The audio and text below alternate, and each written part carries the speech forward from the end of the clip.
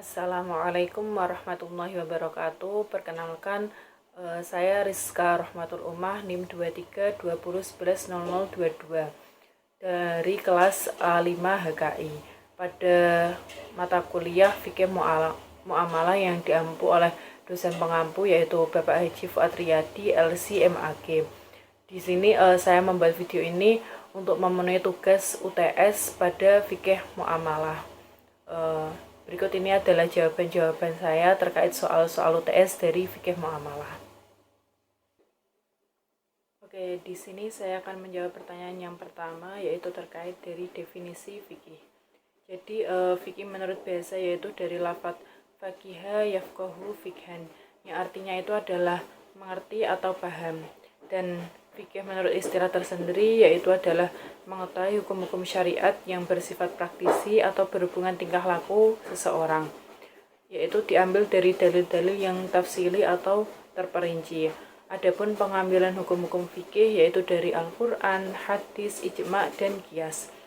Dan pengertian yang lain yaitu biasa diartikan sebagai mengetahui hukum-hukum syariat agama Islam melalui kajian ijtihad seperti mengetahui niat dalam wudhu itu hukumnya wajib, dan masih banyak lagi dari masalah yang sifatnya yaitu ijtihadi, sebagaimana dari sabda dari Nabi Muhammad SAW, sesungguhnya sahnya amal itu tergantung daripada niat seseorang.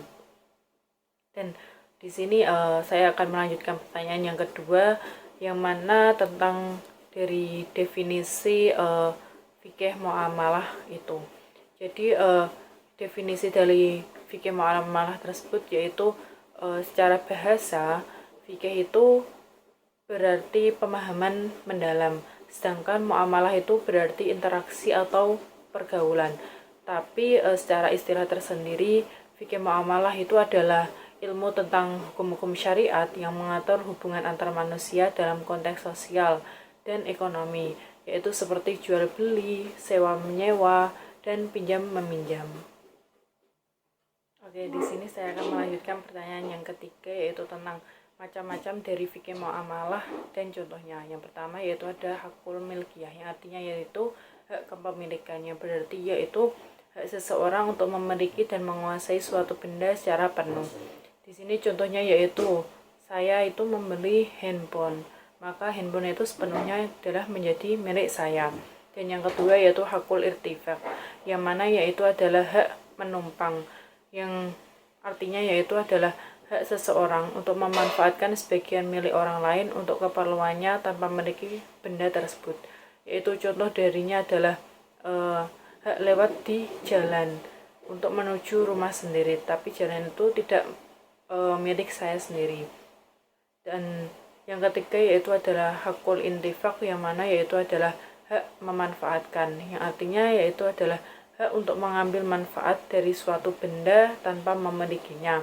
Contohnya adalah menyewa rumah. Penyewa itu boleh menempati rumah tapi tidak memilikinya atau memiliki rumah tersebut. Hanya boleh menempatinya dan menggunakan atau memanfaatkan rumah tersebut. Yang keempat yaitu adalah hakul rahan, yaitu adalah hak jaminan, yang mana artinya adalah hak menahan suatu barang sebagai jaminan utang sampai utang dilunasi. Contohnya adalah seseorang itu menggantikan sepeda motornya kepada orang lain untuk meminjam uang. Dan yang kelima yaitu adalah hakul kafalah, yaitu adalah hak tanggungan atau hak penjaminan, yang artinya adalah hak yang timbul dari akad penjaminan di mana seseorang itu menanggung kewajiban orang lain. Contohnya adalah seorang teman itu menjadi penjamin agar temannya bisa mengambil pinjaman di bank. Oke, saya akan melanjutkan pertanyaan yang keempat, yaitu tentang prinsip-prinsip fikih muamalah. Yang pertama yaitu ada rubaniyah atau tauhid. Definisi secara bahasa yaitu rubaniyah itu berasal dari kata rob, yang artinya Tuhan, yaitu bermakna ketuhanan, ketergantungan pada perintah Tuhan. Tapi secara definisi secara istilah yaitu prinsip bahwa semua kegiatan muamalah itu harus berlandaskan ketaatan kepada perintah Allah dan menjauhi larangannya. muamalah ini bukan sekedar aspek duniawi, tapi bagian dari ketaatan atau ibadah bila sesuai syariat. Dan dasar hukum yaitu saya ambil dari Al-Quran, yaitu An-Nisa ayat 59, yaitu ya ayyuhalladzina amanu atiiullaha wa atiiur rasul. Terkaitan ayat ini yaitu adalah ayat ini itu menunjukkan bahwa semua aspek hidup itu termasuk muamalah harus tunduk pada hukum Allah dan Rasul. Sehingga transaksi yang bertentangan dengan syariat, misalnya yaitu adalah riba atau riba, yaitu tidak boleh dilakukan. Prinsip tauhid itu menegaskan bahwa tujuan ekonomi bukan semata keuntungan materi, tetapi kepatuhan pada Allah. Contoh pengaplikasiannya yaitu adalah menyusun akad perbankan syariah atau murabahah atau mudharabah yang secara eksplisit itu menghindarkan riba dan ketidakpastian, disertai klausul yang tidak bertentangan dengan syariat. Pelaku usaha itu menolak praktik korupsi atau penipuan karena bertentangan dengan perintah taat kepada Allah. Yang kedua yaitu adalah atau keadilan. Definisi secara bahasa yaitu adalah berarti seimbang, tidak berat sebelah. Tapi definisi secara istilah yaitu adalah prinsip bahwa muamalah itu harus dilaksanakan secara adil. Hak pihak itu harus terlindungi, tidak ada eksploitasi dan pembagian manfaat, serta resiko itu dilakukan secara proporsional. Di sini saya akan ambil hukum Al-Quran surat An-Nahl ayat 90, yaitu innallaha ya'muru bil adli wal ihsan. Terkaitan ayat ini adalah ayat tersebut itu menegaskan perintah melakukan keadilan. Dalam muamalah itu berarti akad harus adil, tidak ada yang diuntungkan secara tidak adil atau dirugikan karena penipuan, suap atau eksploitasi. Contoh pengaplikasiannya yaitu adalah kontrak musyarakah, yaitu keuntungan dan rugi itu dibagi menurut nisbah yang disepakati atau keadilan dalam pembagian resiko, dan penerapan hukum perburuhan yang adil, yaitu adanya upah layak dan perlindungan si pekerja tersebut.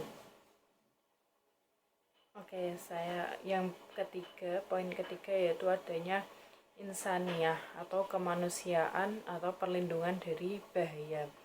Definisi secara bahasa, insaniyah itu dari kata insan atau manusia, menekankan sisi kemanusiaan, menjaga hak dan martabat dari manusia. Dan definisi istilah yaitu adalah prinsip bahwa hukum muamalah itu harus melindungi manusia dari mudarat atau bahaya, dan menegakkan kesejahteraan atau maslahah, dan mencegah adanya eksploitasi. Dan dari dasar hukum saya ambil dari dalil yaitu adalah la dororo wala diroro, yang artinya dari hadis tersebut yaitu adalah tidak boleh menimbulkan bahaya atau saling membahayakan.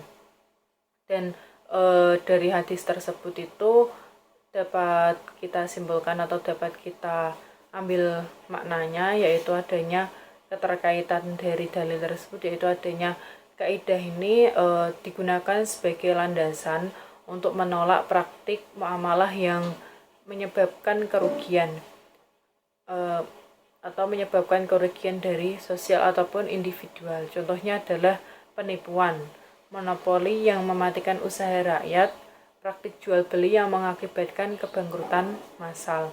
Dan dari hadis tersebut dapat diambil contoh pengaplikasiannya yaitu larangan jual beli yang mengandung unsur penipuan atau menjerat konsumen. Contohnya adalah tidak ada unsur dari penipuan tersebut. Dan adanya contoh lain yaitu adalah regulasi perlindungan dari konsumen, yang itu kewajiban pemberian informasi yang jelas atau adanya labeling atau adalah full disclosure agar tidak terjadinya kerugian pada saat transaksi tersebut. Oke, saya akan lanjutkan poin yang keempat yaitu adanya hurriyah atau kebebasan berikhtiar dalam muamalah. Definisi secara bahasa yaitu hurriyah itu berarti kebebasan atau kemerdekaan, dan dari definisi istilah yaitu dalam muamalah menekankan kebebasan para pihak untuk berakad dan memilih bentuk transaksi selama tidak melanggar syariat. Kebebasan berkontrak, kebebasan memilih mitra, kebebasan memilih mekanisme penyelesaian sengketa. Dan di sini adanya dasar hukum yang mana perlindungan hak milik dan larangan memakan harta orang lain dengan batil. Contoh dari dasar itu adanya ayat ya ayyuhalladzina amanu la taqulu amwalakum bainakum bil batil, terdapat dalam surat An-Nisa ayat 29 yang mendorong hubungan perdata berdasarkan kehendak atau konsensual. Dari keterkaitan ayat tersebut yaitu menguatkan asas bahwa transaksi sah itu bila disetujui kedua belah pihak tanpa paksaan. Kebebasan ini tetap dibatasi syariat, misalnya yaitu tidak halal melakukan akad yang mengandung riba atau gharar atau penipuan. Dan contoh pengaplikasiannya yaitu kebebasan memilih jenis akad pembiayaan. Contohnya adalah murabah versus musyarakah oleh pihak yang bersangkutan, atau contohnya yaitu penggunaan perjanjian standar atau term sheet yang disetujui kedua pihak atau konsumen itu bebas menerima atau menolaknya.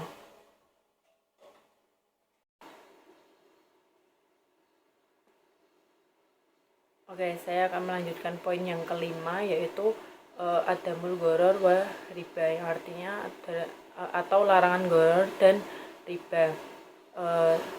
Dari definisi bahasa dan istilah, gharar tersendiri yaitu berarti ketidakjelasan atau ketidakpastian, resiko yang berlebihan pada objek akad sehingga memicu perselisihan atau adanya penipuan. Tapi dalam istilah syariah, gharar adalah unsur transaksi yang mengandung unsur ketidakpastian tentang objek atau masa sehingga merusak kepastian akad. Sedangkan riba tersendiri yaitu tambahan yang diwajibkan atau diterima tanpa imbalan yang sah.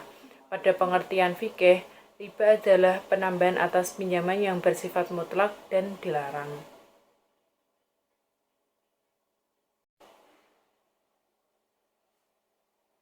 Dan dari gharar atau riba itu ada dasar hukumnya.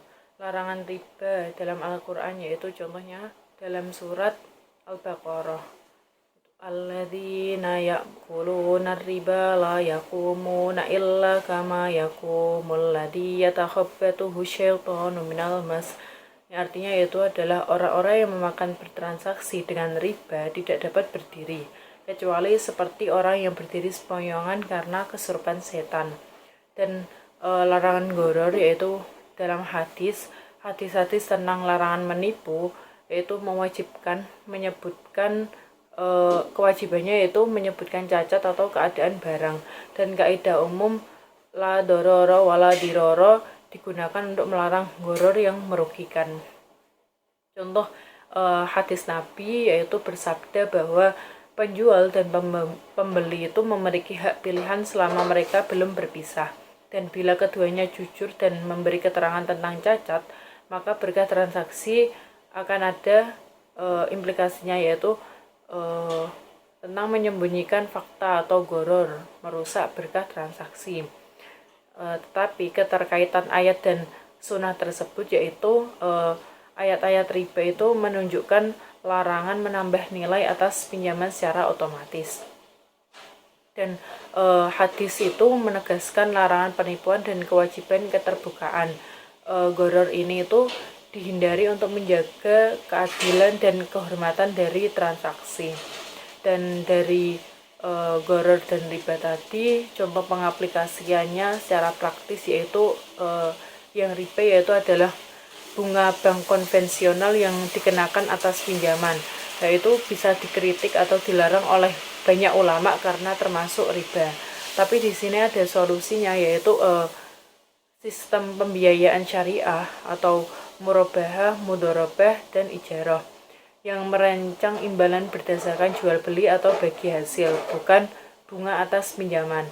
Dan contoh dari pengaplikasian gharar yaitu adalah menjual ikan yang masih di laut, yaitu menjual panen yang belum dijemput tanpa spesifikasi, kontrak yang tidak jelas terkait kuantitas atau masa atau objek, yaitu bisa dihindari. Alternatifnya yaitu membuat akad opsi atau prakontrak yang jelas atau menunda akad sampai adanya objek yang jelas.